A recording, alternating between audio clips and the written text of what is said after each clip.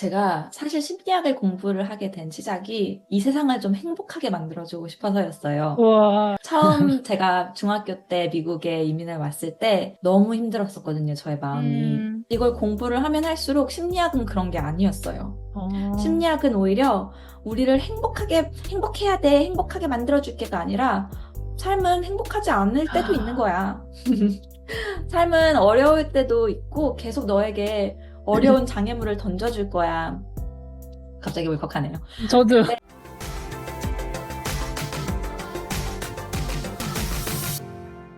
제가 이 책에서도 본 것 중에서 의미 있게 읽었던 부분이 내 감정과의 바운더리였어요. 네 번째 챕터였던 것 같은데 생각과 감정을 분리하는 것이 중요하다. 혹시 그 기법들 중에서 소개를 네, 해주실 수 있으신지 궁금합니다. 네네. 사실 굉장히 뇌의 입장으로 보면 그게 부자연스러운 일이에요. 사실 생각을 우리가 그냥 하지 생각을 들여다보지 않잖아요.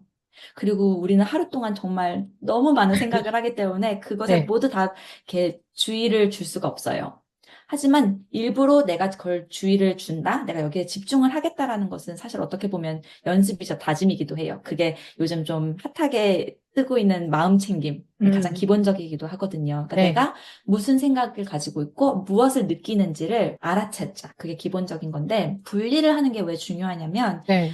감정이나 생각 같은 것은 특히 막 불편하고 강한 것일수록 우리한테 오면 하나의 먹구름 같아요. 전 먹구름이란 음, 비유를 많이 쓰는데 그 안에 있으면 우리가 거기 소용돌이 치고 그냥 세상도 다 회색으로 보이고 우리를 완전히 잡아먹는 것 같잖아요. 무기력하게 만들고. 네. 근데 이 먹구름을 약간 내 옆으로 비켜나가게 해서 내가 이렇게 먹구름을 쳐다본다라는 상상을 음, 하면 도움이 돼요. 왜 그러냐면, 그러면, 아, 나 정말 이것 때문에 미칠 것 같아. 아무것도 할 수 없을 것 같아. 라는 통제력을 잃은 상태에서 얘를 한 발자국 들여다보면, 아, 내가 지금 이래서 이러는 거구나 하면 좀 그 다음 해결책이 보이기 시작하거든요. 그래서 그 객관성을 기르려면 한 발짝 물러나서 보는 게 중요한데, 한 가지 머릿속으로 상상을 해볼 수 있는 것은 우리가 왜 만화책 보잖아요. 그래서 제가 제 내담자분들한테 무슨 생각을 하고 계셨나요? 그 순간 무슨 생각을 하셨나요? 라고 음, 하면 그냥 지나갔는데요? 이렇게 말씀하시는 음, 분들이 많은데 만약에 그 순간이 만화책이었다고 생각하고 내가 이렇게 말풍선을 아, 넣는다면 어떤 생각이 있었을까요? 자, 그래서 그렇게 알아채는 연습을 먼저 하는 거예요. 그 다음에 정말 거리를 두려면 사실 언어도 좀 중요해요. 음, 그러니까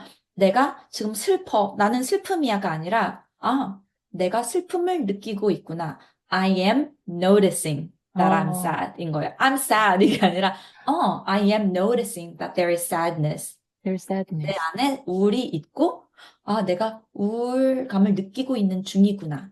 그러니까 한 발자국 뭔가 떨어져서 관찰하는 느낌인 거죠. 음, 그렇게 되면 이 감정이라는 것이 하나의 내가 볼 수 있는 관찰 대상이 되고 이렇게 들여다보듯이 얘를 들여다보면 무서웠던 그런 감정도 조금 더 이해할 수 있게 되고 얘가 들여다봤더니 그렇게 막 피해야 되고 내가 무서워할 만한 게 아니었네. 좀 친숙하게 느껴지게 되는 것 같아요.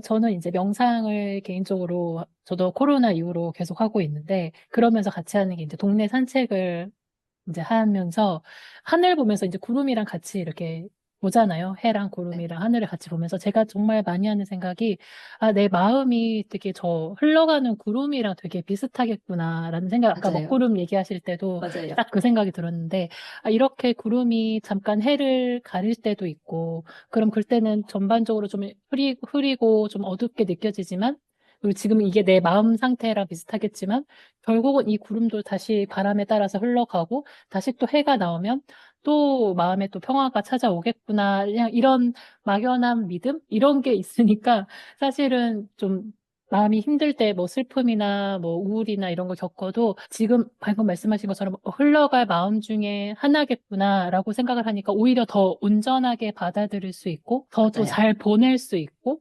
이렇게 잘 약간 보내는 거 너무 마음 중요해요. 근력이 이렇게 좀 정말 생기는 느낌? 그래서 너무 절대 오면 안 돼 이런 마음도 아니고 올 때도 있지만 또 구름처럼 또 가겠구나. 곧 맞아요. 가겠구나라는 것도 인지를 하고 맞이하면은 오히려 건강하게 오히려 회복이 더 빠르게 저는 느껴졌어요. 완전 핵심을 짚으셨어요. 사실 어, 마음챙김 이야기를 하면서 심리학자들이 처음에 가장 많이 비유를 드는 게 구름이에요. 그래서 지금 말씀하신 게 너무 딱 들어 맞아요. 그래서 구름이 지나가는 것처럼 생각도 지나가는 거고, 우리 감정도 영원하지 않고 그냥 지나가는 거거든요. 그 음. 순간을 잘 보내면 되는 거예요. 그 순간에 관리를 잘하면서 얘를 그냥 자연스럽게 보내주면 되는 거예요. 마지막 챕터가 이상과 현실에 대한 바운더리였는데요. 저는 여기서 되게 인상 깊게 읽었던 게 행복에 대한 키워드였어요. 지금 이제 한국에 저를 비롯해서 현대인이라면 모두가 행복하고 싶은 삶을 살고 싶잖아요. 행복하기 위해서는 어떤 것들이 있는지를 계속 찾는 삶이 이제 우리의 인생인 것 같은데 지금 교수님께서 이 행복에 대한 말씀을 좀 하셨어요. 근데 행복한 삶이 아니라 더 완전한 삶, 그 다음에 행복해져야 한다가 아니라 행복한 게 좋다. 약간 이렇게 비교를 해주셨는데 이 부분에 조금 더 저는 구체적으로 알고 싶습니다. 제가 사실 심리학을 공부를 하게 된 시작이 이 세상을 좀 행복하게 만들어주고 싶어서였어요. 우와, 처음 제가 중학교 때 미국에 이민을 왔을 때 너무 힘들었었거든요, 저의 마음이. 음, 그리고 같이 이제 엄마 아빠를 지켜보고 뭔가 그 한인 이민 사회를 보면서 다들 너무 이렇게 막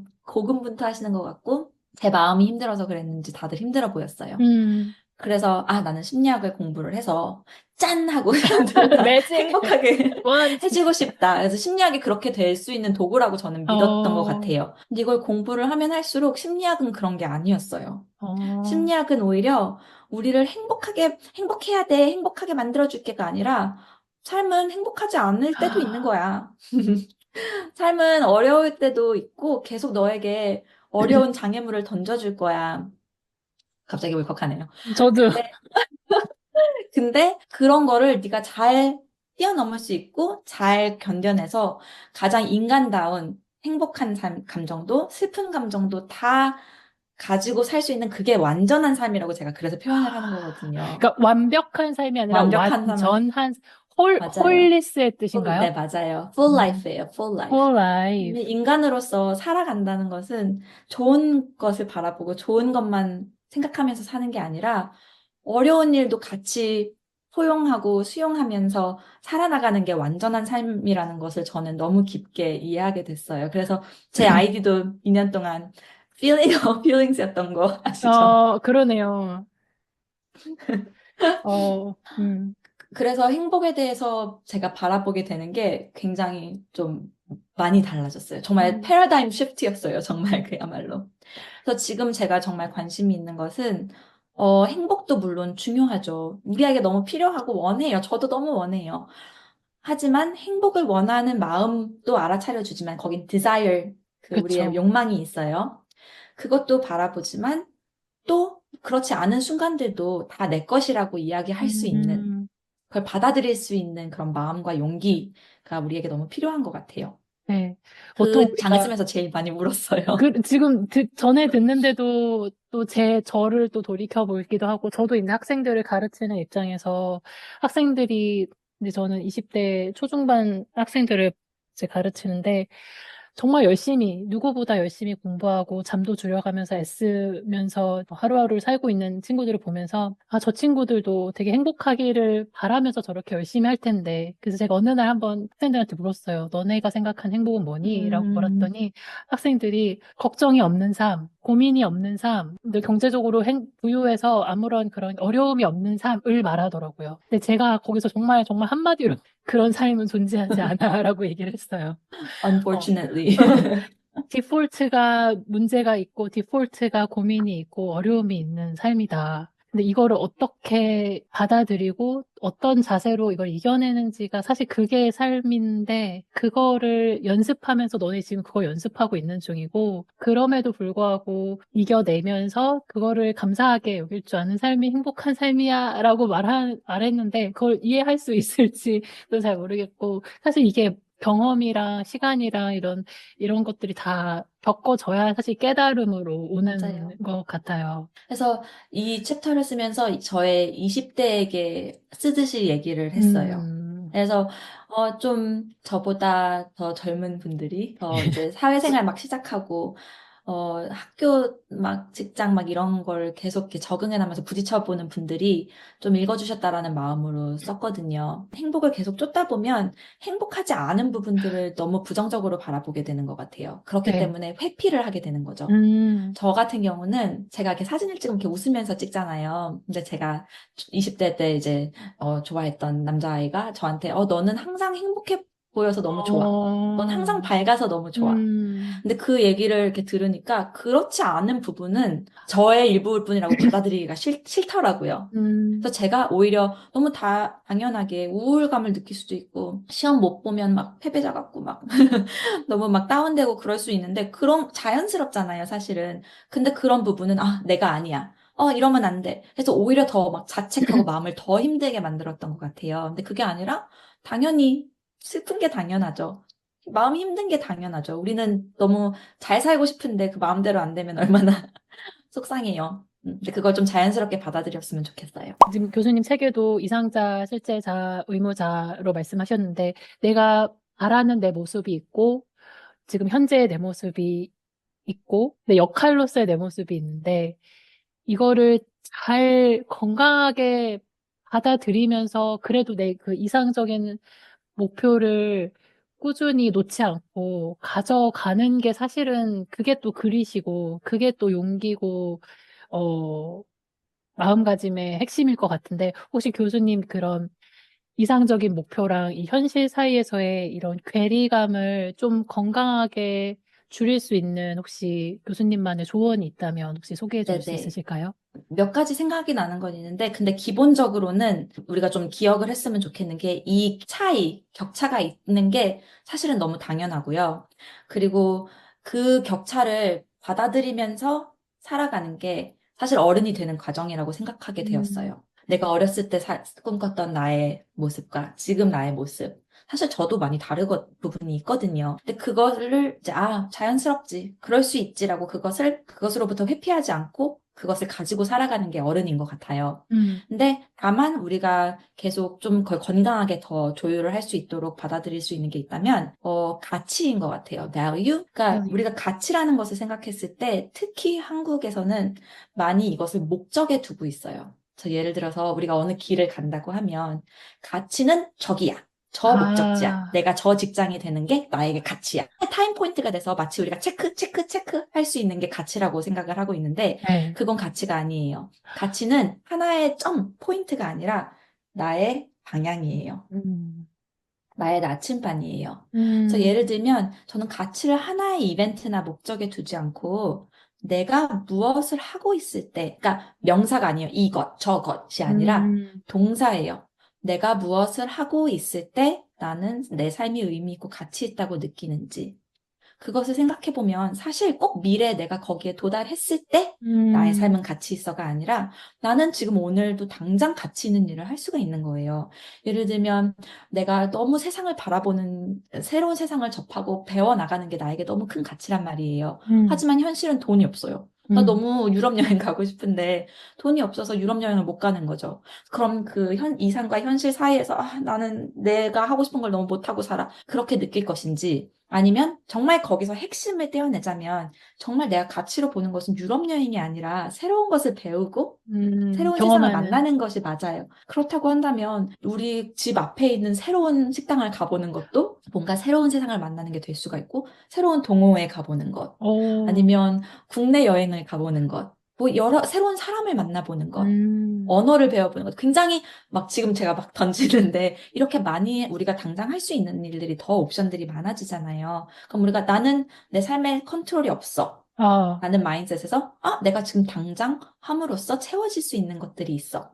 아. 라고 생각의 전환이 될 수가 있죠. 너무 중요한 말씀인 것 같아요. 그러니까 이게 너무 멀리 있고 거창한 게 아니라 내가 뭐를 중요하게 여기는지 그 가치를 내가 알고 있다면 사실은 당장 오늘이라도 정말 단 한순간만이라도 5분이라도 10분이라도 뭔가 그거를 바라보는 일을 요만큼이라도 한다면 설치를 해본다던가 아니면 노트에 적어본 구체적인 계획을 맞아요. 적어본다는 것 자체가 어쨌든 한 발짝을 이만큼 다가간 거기 때문에 거기에서 오는 행복감? 뭔가 오늘 내가 온전히 내가 원하는 걸로 내 시간을 보냈다라는 만족감? 이런 것들이 채워질 맞아요. 것 같아요. 그러니까 나는 할 수 있는 게 없어 해서 내가 할 수 있는 것은 맞네? 라는 그런 주인공. 생각의 전환. 내 네, 인생의 주인공이 나다. 맞아요. 요즘 제가 이 책에서 이제 5번, 5, 5번째 챕터를 읽으면서 저랑 또 연결이 됐던 게, 저도 이제 학원 부분에서 이제 박사 논문이기도 하고,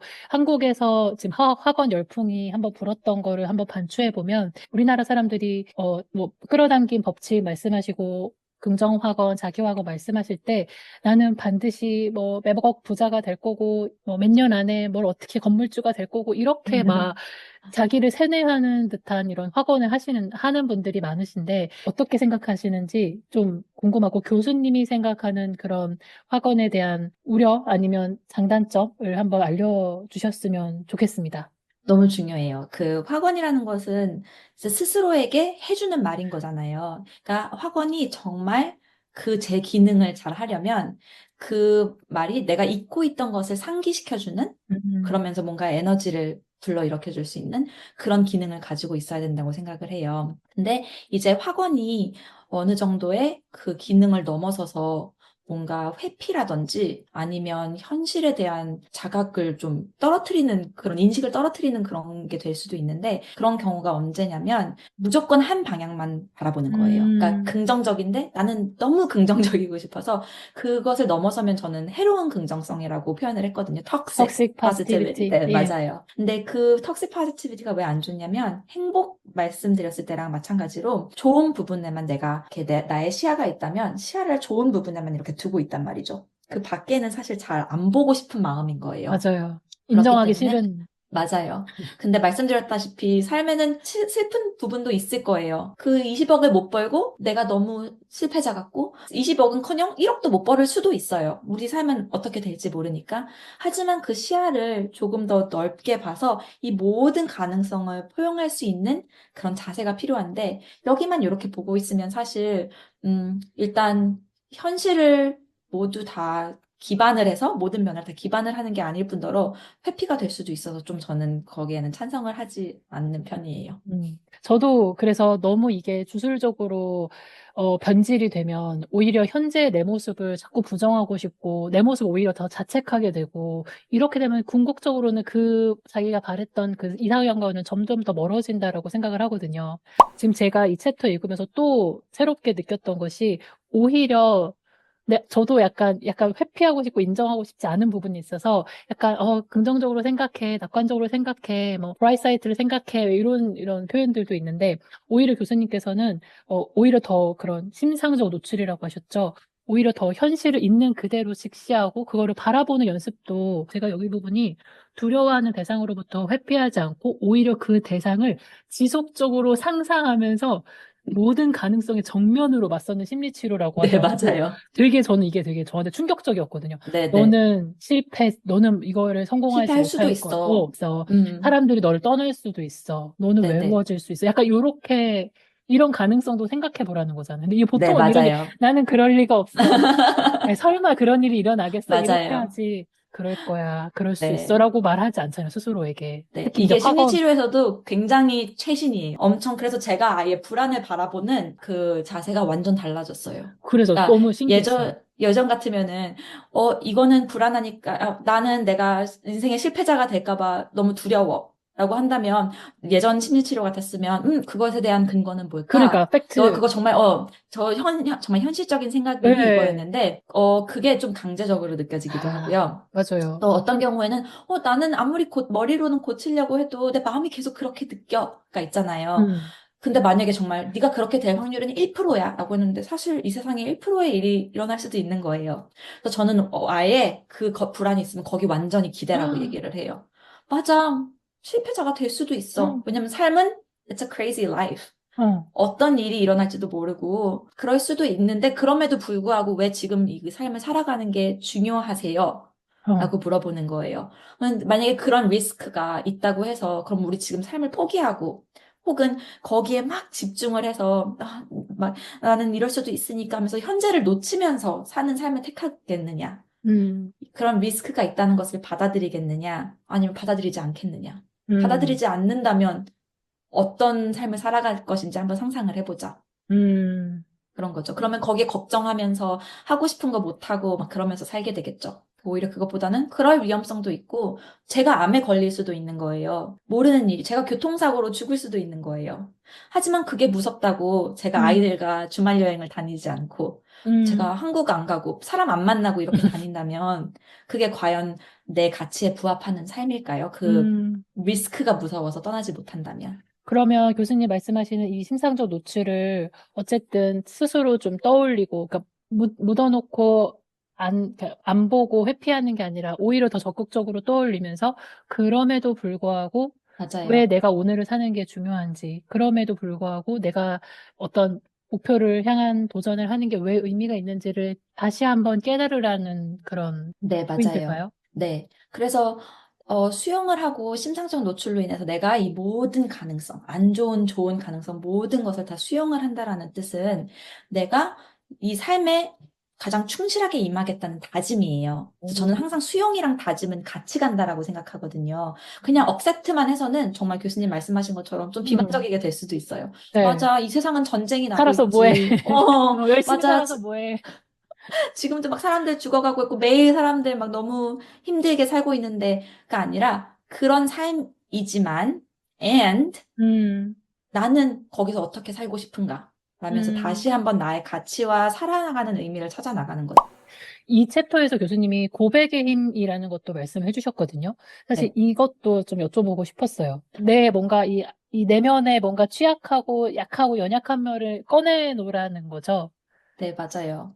왜냐면 우리가 취약하다고 느끼는 부분일수록 그것을 보고 싶지 않고 거기로부터 도망가고 싶은 마음이 너무너무 자연스럽게 있어요. 누구라도, 저도 그래요. 근데 그것을 오히려 드러내는 것의 펑션은, 우리가 그것으로부터 자유로워지기 음, 위함이에요. 그러니까 내가 이것에 대한 어떤 판단을 가지고 있는 거예요. 이건 나빠. 부정적이야. 얘는 나를 망하게 할 거야. 이런 판단이 아니라 얘를 호기심 어린 눈으로 이렇게 음, 바라본다는 거죠. 그래서 이것도 수용이랑 마찬가지예요. 그러니까 내가 이것을 드러내고 얘기를 함으로써 조금 더 그럴 수도 있지. 라는 마음을 갖게 되고, 내가 두려워해서 쳐다보고 싶었지 않았던 것을 쳐다봄으로써 얘를 이해하게 되는 거죠. 음. 회피를 하게 되면 우리가 회피를 하는 대상에 대한 두려움을 더 느끼게 돼요. 아, 계속 피해왔던 게 익숙해지니까 오랜만에 이걸 맞닥뜨렸을 때 그 두려움을 내가 견딜 수 있을까? 음, 그 두려움을 마주치기 전에가 가장 우리한테는 사실 더 무서운 거거든요. 왜 The only thing to fear is fear itself 이런 말도 있잖아요. 네, 정말 두려운 대상보다 그 두려움, 그것을 우리 기다리는 두려움이 사실 우리에게 더 맞아. 힘든 부분이다라는 이야기도 있는데 그렇기 때문에 우리가 고백을 하면 내가 스스로 내가 거기에 나를 노출시키고 음, 나를 열린 마음으로 거기에 음. 맞닥뜨리겠다라는 다짐인 거잖아요. 교수님, 그러면 이 고백을 한다는 뜻은 어떻게 내가 좀 끄집어낸다라는 건데, 이게 꼭 상대방이 있어야 이 고백을 들어줄 상대가 있어야 되는 건가요? 아니면 그런 상대가 없어도 이게 고백이 가능한 일일 건가요? 상대방이 없어도 저는 고백에 힘이 있다고 생각해요. 아, 그렇기 때문에 일기를 쓴다거나 음, 스스로에게 뭐 이야기를 하는 것, 어, 그렇게 뭔가 드러내는 작업이 사실 가장 중요한 스텝인 거거든요. 음. 그렇기 때문에 이 드러낼 용기만 있으면 사실 스스로에게 얘기해 줄 수 있으면 그 다음 단계는 조금 더 쉬워질 수도 있어요. 수월해지겠네요. 이 챕터를 읽으면서 저는 제가 운영하고 있는 그 스피치 수업도 생각이 났거든요. 그거 수업이 이름이 나를 찾는 스피치인데 마지막 주에 각자의 삶에서 자기가 가장 깨달은 뭐 한 가지 뭐 이런 거를 이제 말씀을 해주시는데 저는 거기에서 그 고백의 힘이 느껴지거든요. 어떻게 맞아요. 보면 가장 얘기하기 싫고 두려웠던 것들을 아픈 기억들을 근데 사실 그게 나의 가장 지금의 나의 가치에 가장 많은 영향을 준 것도 맞기 때문에 그걸 사실을 들여다보지 않으면 말을 할 수가 없어요. 그럼 그 음, 과정을 거쳐서 남들에게 전할 만한 어떤 구조가 있는 스토리로 어느 정도 시간 동안 이렇게 끄집어내는 작업을 했을 때 본인이 느끼는 그런 자유, 해방감, 네, 그다음에 맞아요. 용기, 그다음에 이제 저희는 같이 하는 커뮤니티 그런 관객들, 청중들이 있으니까 같이 또 느껴지는 그런 지지, 응원, 이런 사랑, 그럼에도 불구하고 나를 사랑해주네. 이런 걸 느끼게 하는 게 사실은 저는 제 수업에서 가장 핵심이 되는 부분이라고 생각을 하거든요. 맞아요. 네. 사실 드러내면서 뭔가 같이 나눌 수 있는 그런 음, 사회적 지지가 있다는 것은 너무 중요해요. 그래서 수용에서도 제가 수용과 다짐이 있다고 했잖아요. 네. 근데 여기서 이제 마지막 단계를 우리가 생각을 해본다면 이 다짐을 해서 이걸 어떻게 내가 사회로 연결해 나갈 것인가. 내가 어떻게 살아나가고 사회는 내가 혼자 사는 게 아니기 때문에 이 커넥트 된 것을 계속 느끼면서 살아야 되거든요. 그래서 이제 이 수용과 자기 자비 중에 굉장히 중요한 한 부분도 공통된 이런 인간적인 삶에 대한 생각이에요. 영어로는 common humanity라고 하는데, 네. 네. 이렇게 어려운 삶, 이런 리스크들, 내가 교통사고에 날 리스크, 내 삶이 어떻게 될지 모르는 불확실함은 나만 가지고 있는 게 아니에요. 내가 숨기고 싶어 하는 취약점도 나한테만 있는 건 아니잖아요. 맞아요. 그렇기 때문에 우리 모두 그런 것을 안고 살아가는 그런 완벽하지 않은 존재들이고, 그렇기 때문에 우리가 서로 필요하다라는 게 저는 하나의 뭔가 수용의 풀 사이클이라고 생각을 해요. 그래서 지금 교수님 하시는 그런 커뮤니티는 사실 너무 힐링이고 너무, 네, 너무 중요한 것 같아요. 우리 모두에게 그런 기댈 수 있는 쿠션 같은 커뮤니티가 필요해요. 네, 감사합니다. 이 사회적 지지라는 게 결국은 나를 단단하게 살아갈 수 있는 버팀목이 된다라고 생각을 해요. 혼자 아무리 잘나고 잘 되고 열심히 살아봤자 우리가 이 인간으로서 갖고 있는 한계, 그다음에 이런 거를 나만 갖고 있는 게 아니라 다른 사람들도 갖고 있구나라는 거를 인지만 해도 사실은 그렇게 외로워지지 않을 거잖아요. 맞아요. 네. 맞아요. 어, 힘든 음, 감정에서도 가장 힘든 게 나만 이렇게 느끼는 음, 거. 지금 딴 나만 사람들은 다 다 행복한데 행복해 보이는. 나만 우울한 것 같고.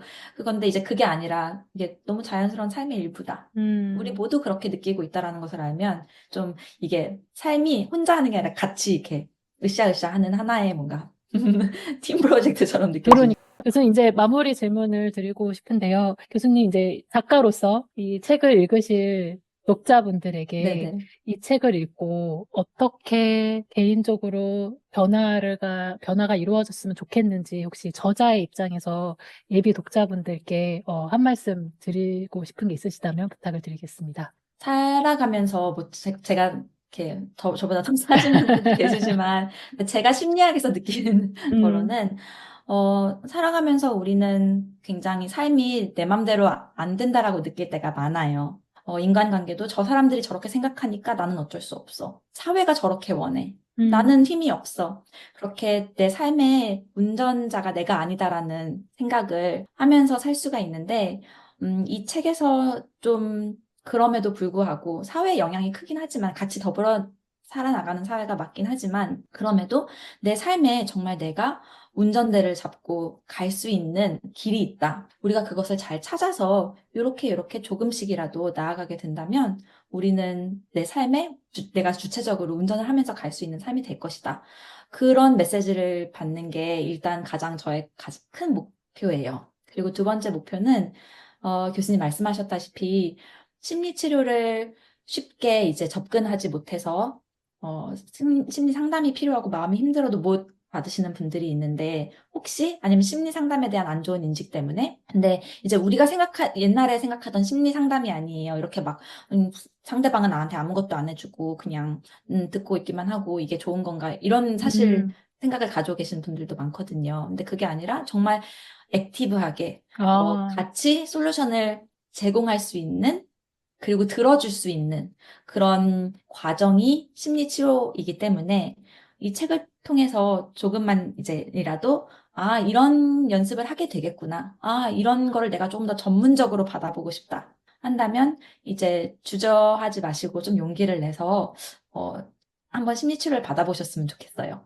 그래서 그게 네. 저의 두 번째 큰 목표예요. 교수님, 긴 시간 동안 저희 채널 구독자분들과 그다음에 예비 독자분들을 위해서 시간 내주셔서 너무너무 감사합니다. 네, 책 대박 나시길 같이 감사합니다. 응원하겠습니다. 네, 네, 초대해 주셔서 너무 감사해요. 저의 첫 일정이에요. 책 일정이. 영광입니다. 여기라서 네, 너무 좋았어요. 감사합니다. 네, 감사합니다, 교수님.